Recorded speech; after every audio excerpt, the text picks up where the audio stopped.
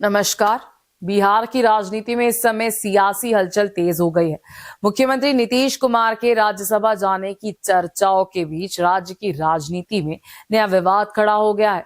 BJP पहले से ही सवालों के घेरे में है और अब विपक्ष ने भी इस मुद्दे को लेकर एनडीए सरकार पर जोरदार हमला बोला है।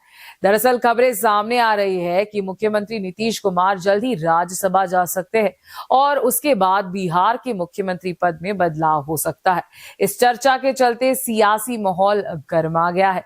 आरोप लगाया जा रहा है कि जिस नेता के नेतृत्व में बिहार में चुनाव जीता गया, अब उसी नेता को किनारे करने की तैयारी हो रही है। इस पूरे मामले में बीजेपी पहले से ही आलोचनाओं का सामना कर रही है।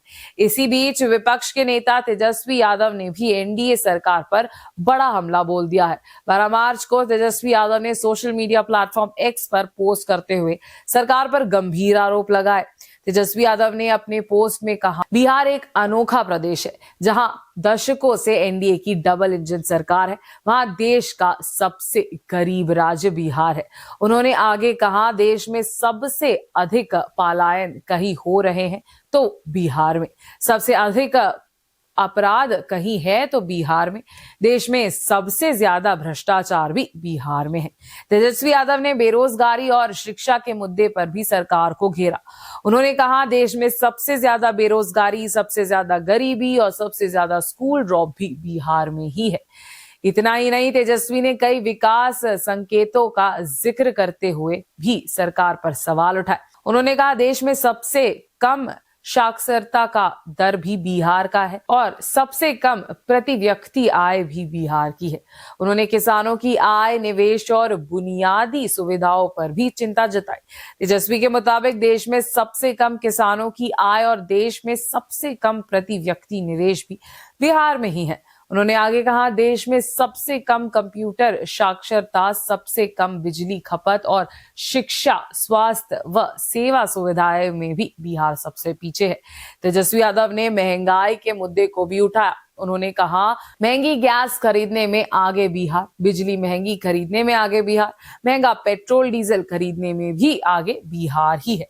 इतना ही नहीं, उन्होंने जमीन और प्रॉपर्टी की कीमतों को लेकर भी सवाल उठाए। उन्होंने कहा कि दिल्ली और मुंबई जैसे शहरों से भी कई जगहों पर बिहार में जमीन और प्रॉपर्टी महंगी हो रही है। तेजस्वी यादव ने एनडीए सरकार के 21 साल के शासन पर भी सवाल उठाते हुए कहा कि इतने लंबे समय के बाद भी बिहार विकास का कई मापदंडों में पीछे बना हुआ है। अपने पोस्ट के अंत में उन्होंने लिखा, 21 वर्षों से एनडीए सरकार में बिहार विकास के सभी मापदंडों और सोचकनकों में सबसे फीसदी है, लेकिन इस शर्मनाक तथ्यों और रैंकिंग पर किसी की भी कोई जवाबदेही नहीं है। तेजस्वी यादव ने सरकार पर यह भी आरोप लगाया कि सत्ता में बने रहने के लिए प्रशासनिक तंत्र, सरकारी संसाधनों और जातिवाद की राजनीति का सहारा लिया जा रहा है। कुल मिलाकर तेजस्वी यादव के इन तीखे आरोपों के बाद बिहार की राजनीति और भी गर्मा गई है। अब सबसे बड़ा सवाल यही है कि इन आरोपों पर सरकार और एनडीए की तरफ से क्या प्रतिक्रिया सामने आती है। फिलहाल बिहार की राजनीति में सियासी हलचल तेज है और आने वाले दिनों में ये मुद्दा और भी बड़ा रूप ले सकता है।